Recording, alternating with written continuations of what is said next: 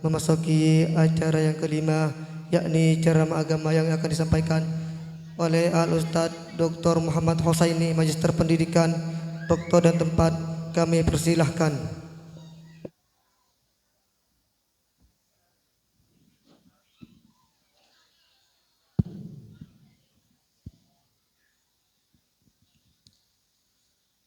Assalamualaikum warahmatullahi wabarakatuh.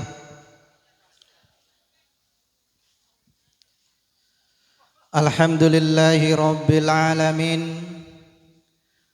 Alhamdulillahilladzi nawwara wa qawwa hadhil ummata ad-da'ifata biwujudi Muhammadin sayyidil mursalin alladzi albasahu Allahu tajan nubuwati wa ja'alahu nabiyyal anbiya wa ala alihi wa azwajihi wa dzurriyyatihi at-tahirin wa ala ashabihi as-sadiqin wa ala atba'ihi salihin ridwanallahu ta'ala alaihim ajma'in, amma ba'du.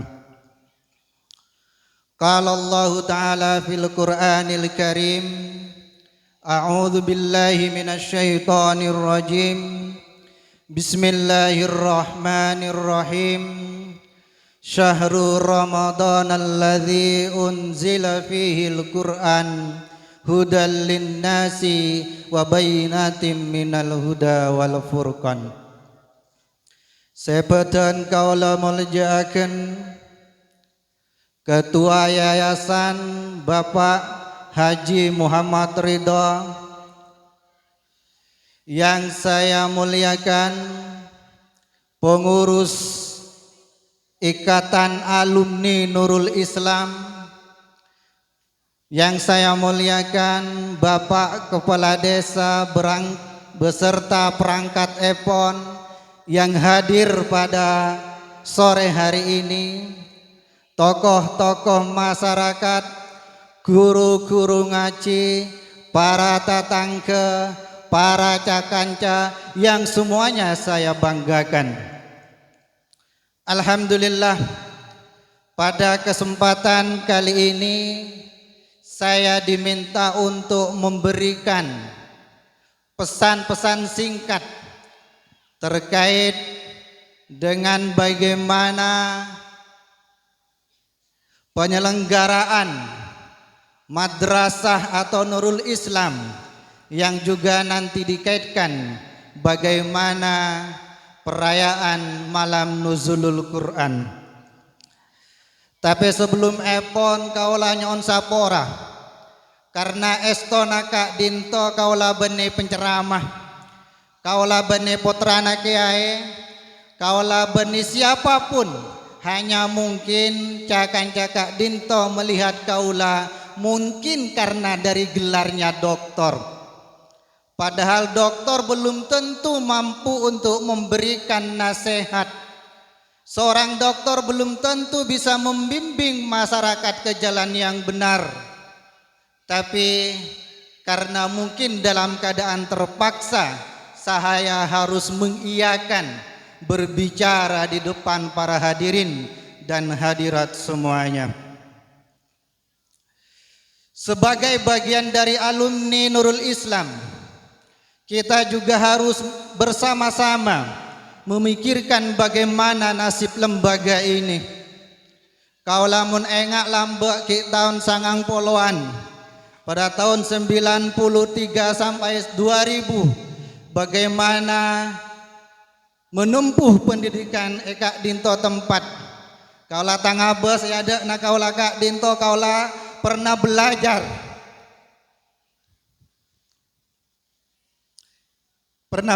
di Kak Dinto tempat.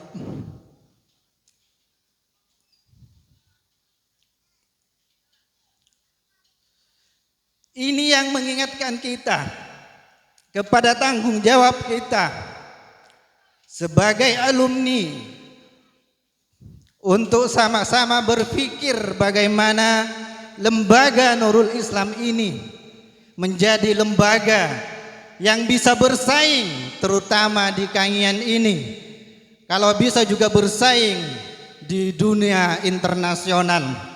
Karena kalau saya makin berpikir para ajunan, kalau orang-orang di kota-kota besar itu sudah mendidik anak-anaknya dari mulai sejak kecil, bagaimana anak itu bisa go internasional, bisa go public, sehingga anak-anak sudah mulai dari sejak kecil dia diajarin bagaimana bisa berbahasa Inggris dengan baik dan benar.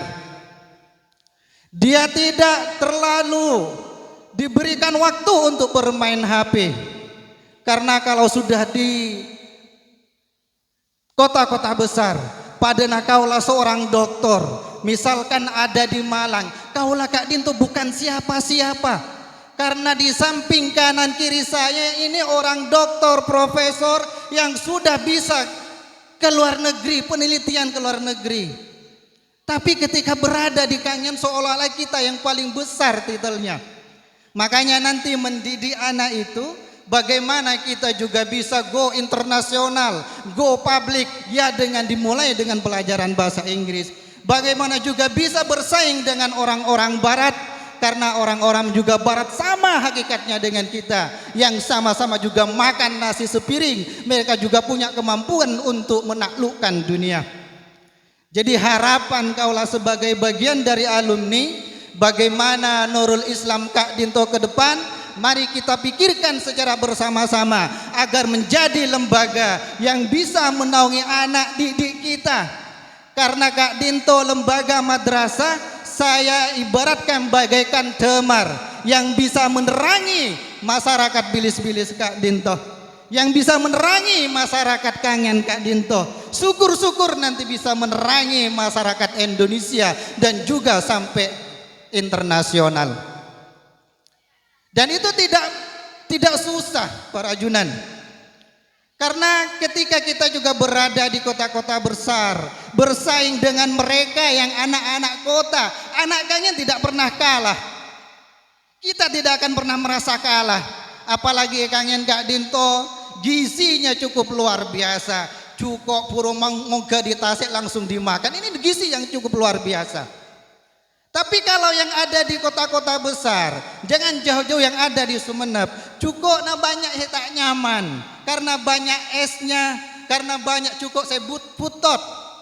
Tapi kalau di Kangen insya Allah gizi sudah terjamin, karena Kak Dinto nanti akan membantu terhadap perkembangan anak-anak didik kita di masa yang akan datang.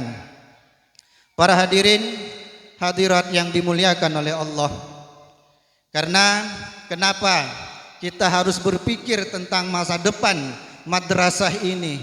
Karena dengan adanya madrasah inilah anak didik kita, anak-anak kita yang ada di Bilis-Bilis, khusus Epon Kampung Tengah, insya Allah menjadi anak-anak yang bisa dipupuk akhlaknya dengan baik.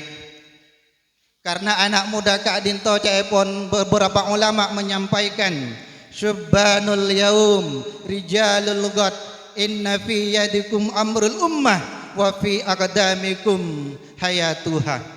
Subhanul yaum rijalul ghad, pemuda hari ini adalah pemimpin masa depan. Inna fi yadikum khairul ummah, di tangan kalianlah urusan umat ini, dan di langkah kaki kalianlah masa depan bangsa ini. Maka Kak Dinto tergantung dari bagaimana anak muda sekarang dididik dengan baik. Mereka kalau baik dari didikannya sejak awal, insya Allah akan menjadi pemimpin yang cukup disegani oleh dunia. Kaulah nitip juga dak para kepala desa Kalebun khusus Epon, bagaimana madrasah-madrasah yang ada Bilis-Bilis Kak Dinto, khususnya Madrasah Nurul Islam, Kak Dinto tolong dipontohaken. Masa tak ngabesaken nama rama model nama madrasah di Kak Dinto, ya ada nak kaulah.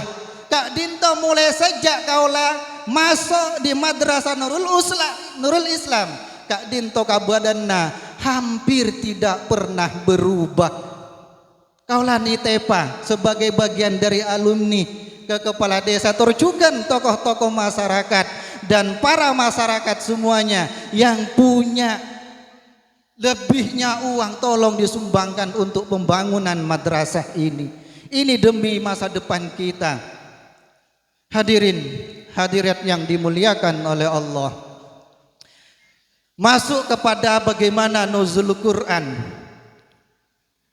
Al-Quran yang kita baca, yang tadi juga dihatamkan di madrasah ini. Beberapa anak tahfidz yang dari pesantren-pesantren hadir di sini untuk menghatamkan Al-Quran. Al-Quran Kak Dinto merupakan kalamullah yang diturunkan kepada Nabi Muhammad melalui malaikat Jibril. Al-Quran yang kita baca ini adalah kalamullah yang diturunkan kepada Nabi Muhammad melalui malaikat Jibril. Ayat yang pertama yang turun itu adalah Iqra bismi rabbikal ladzi khalaq. Ketika Nabi Muhammad pada usia sekitar 40 tahun, beliau ada di Gua Hira, kemudian didatangi oleh malaikat Jibril. Kemudian malaikat Jibril memperkenalkan kepada Rasulullah, "Ana Jibril wa anta Rasulullah." Aku adalah Jibril dan engkau adalah utusan Allah. Kemudian malaikat Jibril menyampaikan, "Iqra ya Muhammad. Iqra ya Muhammad, bacalah wahai Muhammad."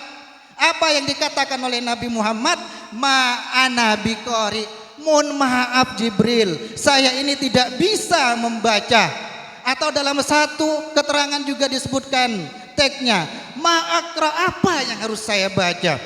Nabi Muhammad tidak sekolah para ajunan. Dia buta huruf, dia tidak tahu cara menulis, dia tidak tahu membaca. Kok tiba-tiba diperintahkan oleh malaikat Jibril untuk membaca. Kemudian turunlah ayat Iqra bismi rabbikal ladzi khalaq sampai seterusnya.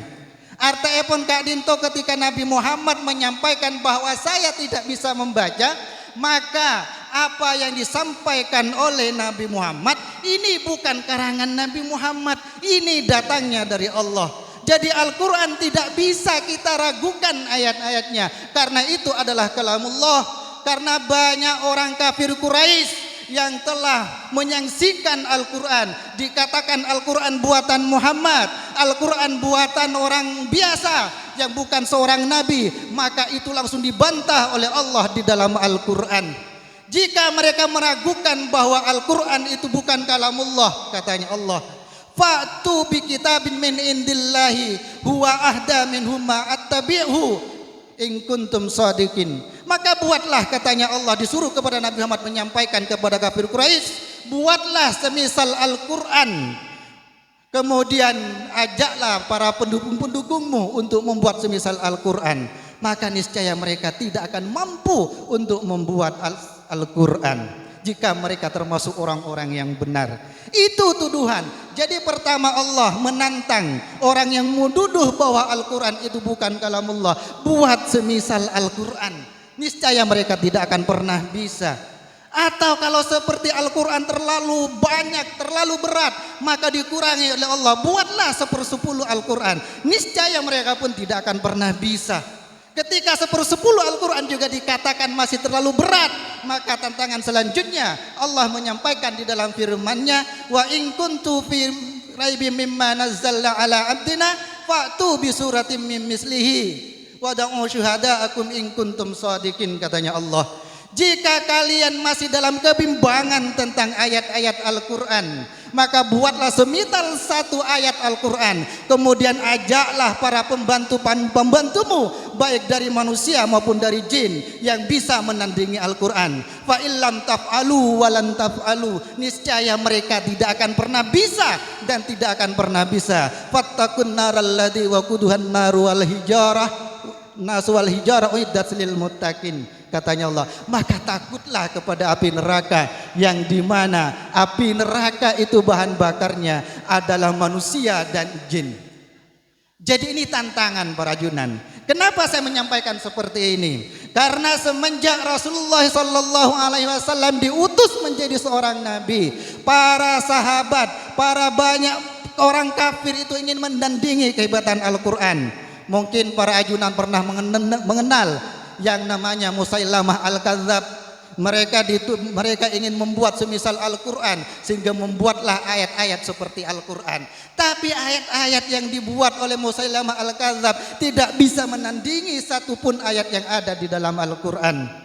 Kemudian hari-hari ini juga banyak kita temukan para orang-orang kafir, para orang-orang Nasrani, para orang-orang Yahudi yang ingin menyamai Al-Quran, yang ingin membuat seperti Al-Quran. Tapi mereka semuanya tidak akan pernah mampu untuk membuat semisal Al-Quran. Karena ini adalah kalamullah, katanya Allah di dalam Al-Quran, Allah yang akan menjaganya. Inna anzalna dzikra wa inna lahu lahafidun. Sesungguhnya inna nahnu nazzalna dzikra, sesungguhnya kami yang menurunkan Al-Quran ini, wa inna lahu lahafidun, dan kamilah yang akan membacanya.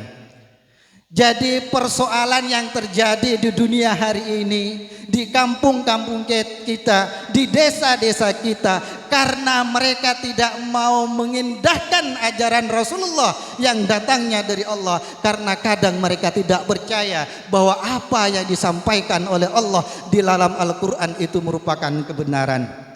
Padahal kaulah sebagai pengajar ilmu mantik, kaulah sebagai pengajar filsafat di kampus yang ada di Sumeneb, kaulah selalu menantang kepada para mahasiswa, mari kalau seandainya ada ayat-ayat Al-Quran yang tidak sesuai dengan perkembangan ilmu pengetahuan, mari kita diskusikan di kelas ini. Tidak ada yang berani mendiskusikan ayat-ayat Al-Quran yang tidak sesuai dengan perkembangan zaman.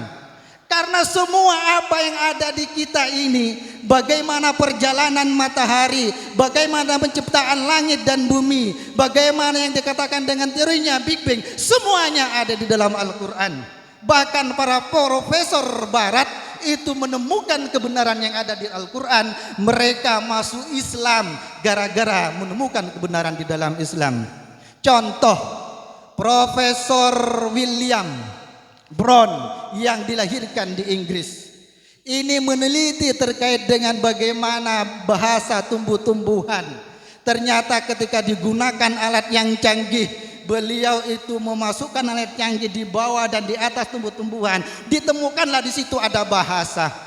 Tumbuh-tumbuhan ini semuanya punya bahasa. Dan ketika sudah ditemukan, maka Profesor William Brown ini mengajukan kepada universitas yang ada di Amerika dan Eropa untuk minta tanggapan. Tapi tidak ada satupun universitas yang ada di Amerika dan Eropa memberikan tanggapan terkait dengan fenomena yang terjadi dalam penelitiannya Profesor William Brown ini. Sehingga ketika dipaparkan kepada cendekiawan Muslim, kalau tidak salah dari India, maka dia memaparkan bahwa 1400 tahun yang lalu Al-Quran Allah sudah menjelaskan terkait dengan bagaimana bahasa tumbuh-tumbuhan yang ada di dunia ini. Seperti ayatnya, tusabbihu lahu ma fis samawati wal ard, apa yang ada di langit dan di bumi ini dan di antara keduanya semuanya bertasbih kepada Allah. Semuanya bertasbih kepada Allah. Maka dalam penelitian itu ditemukan ketika dimasukkan pada laboratorium, ternyata garis-garisnya itu menyerupai dengan lafaz Allah. Inilah kehebatan Al-Quran. Ketika Profesor William Brown menemukan kebenaran dalam Al-Quran, pada saat itu juga Profesor William Brown dia masuk Islam. Ini kebenaran yang ada di dalam Al-Quran. Dan juga bagaimana kebenaran yang ada di ayat yang lain. Seperti misalkan bagaimana ciptaan langit dan bumi.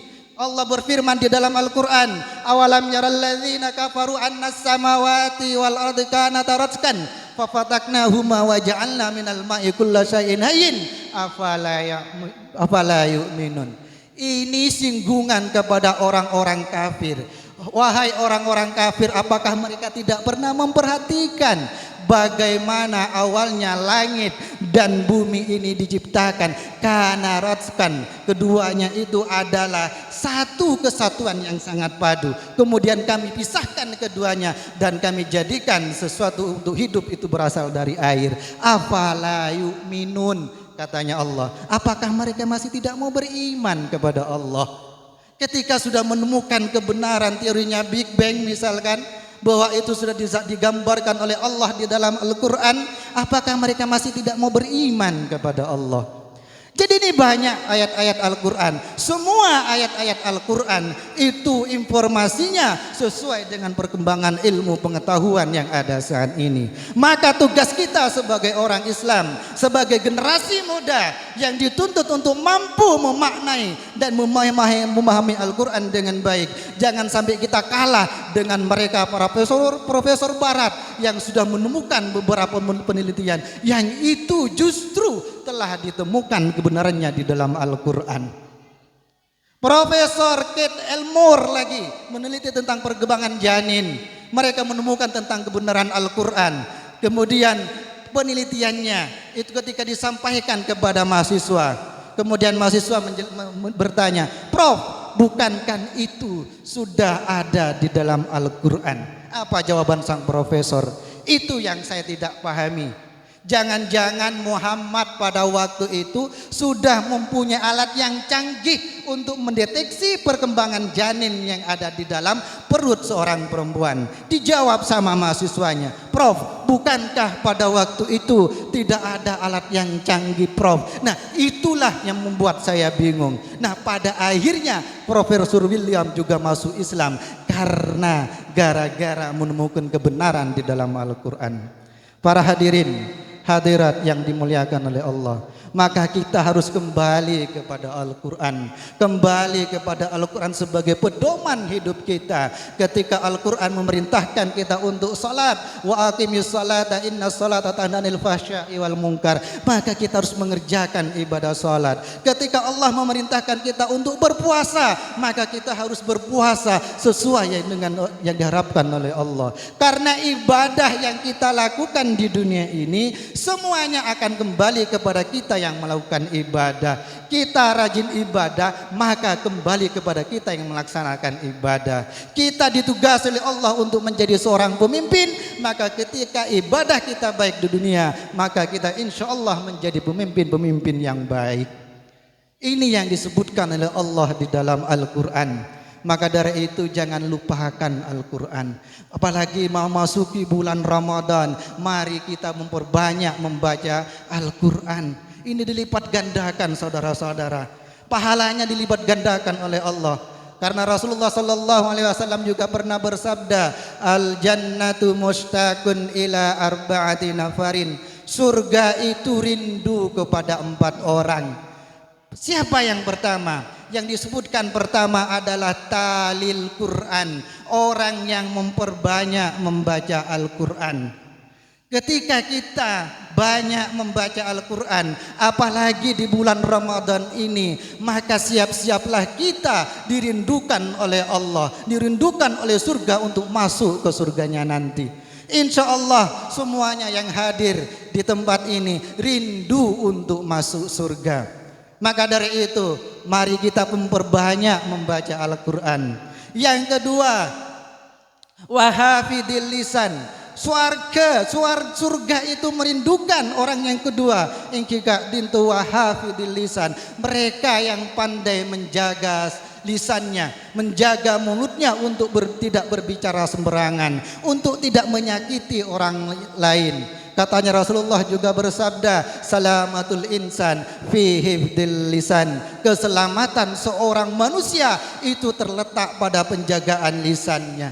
Pandai-pandailah kita menjaga lisan kita untuk tidak menyakiti orang lain. Kalau misalkan hari ini di dunia modern ada banyak media sosial yang bisa digunakan oleh masyarakat kita, oleh anak-anak muda, maka jagalah jari jemari kalian untuk tidak ngetik sesuatu yang menyakiti terhadap orang lain. Kalaupun ada yang mau disampaikan, sampaikan dengan cara terhormat, sampaikan dengan bahasa halus, biar mereka juga mengerti. Karena Nabi Musa saja menghadapi Fir'aun, Nabi Musa menghadapi Fir'aun, itu diperintahkan oleh Allah untuk menyampaikan secara lemah lembut, tidak secara karsak, tidak secara kasar, tapi secara lemah lembut. Itu sekejamnya Fir'aun yang bahkan dia mengaku sebagai Tuhan. Nabi Musa diperintahkan oleh Allah untuk menyampaikan, memperingati Fir'aun itu dengan bahasa yang lemah lembut. Apakah kita tidak ingin mencontoh bagaimana beliau menyampaikan kepada pemimpin yang dianggap itu tidak baik dengan bahasa yang lemah lembut? Nabi Muhammad juga menyampaikan berdakwah itu dengan lemah lembut. Nabi Muhammad sebagai seorang pemimpin, sebagai seorang nabi, beliau dilempari oleh kotoran, beliau diam. Nabi Muhammad dimusuhi oleh saudaranya sendiri, oleh pamannya sendiri. Nabi Muhammad sabar. Maka ini juga peringatan kepada seorang pemimpin. Ingatlah ketika ada orang yang berusaha untuk mengkritik kebijakan pemerintah, tanggapi dengan senyuman, lakukan pekerjaannya dengan baik. Yang baik silahkan ditampakkan, yang buruk silahkan disembunyikan. Ini perintah-perintah yang ada di dalam Al-Quran. Kalau kita yakin bahwa Al-Quran itu kalamullah, maka seyogyanya kita akan mengikuti apa yang disampaikan Allah di dalam Al-Quran. Kemudian surga juga rindu kepada orang yang ketiga, wa mut'imil ji'an, orang yang suka memberikan makan orang yang lapar. Tetangga-tetangga kita ini banyak yang kelaparan, maka nanti kita punya rezeki lebih, berikan mereka makanan. Mungkin susah kalau di Kangean menemukan orang yang tidak makan, tapi lihatlah bagaimana di luar Kangean banyak orang yang kelaparan, yang tidak bisa makan berhari-hari. Tapi kita yang diberikan rezeki oleh Allah itu masih tidak mampu memberikan sedikit rezekinya kepada mereka yang kekurangan makan. Yang keempat, wassaimina fi syahri Ramadan. Orang yang keempat yang dirindukan oleh surga adalah mereka yang berpuasa di bulan Ramadan. Jadi kalau kita mau masuk surga, pertama harus banyak membaca Al-Quran. Yang kedua harus pandai-pandai menjaga lisan. Yang ketiga harus suka memberikan makan orang-orang kelaparan. Yang keempat berpuasa di bulan suci Ramadan. Sakak dinto karena baktonya dibatasi, nyon sapora manakala ada hal yang keliru karena kaulah Husaini bukanlah seorang penceramah. Kaulah biasa menghadapi para mahasiswa, tapi kalau menghadapi masyarakat nyon sapora kaulah taun yang konabah. Sakak dinto hidinas siratal mustaqim, yumkin hadza yakfi minni al-afu minkum ala jami'i nuqsani wa khawati tawalat min halil lisani. Syukran bila ghayah, hamdan bila nihaya. Assalamualaikum warahmatullahi wabarakatuh.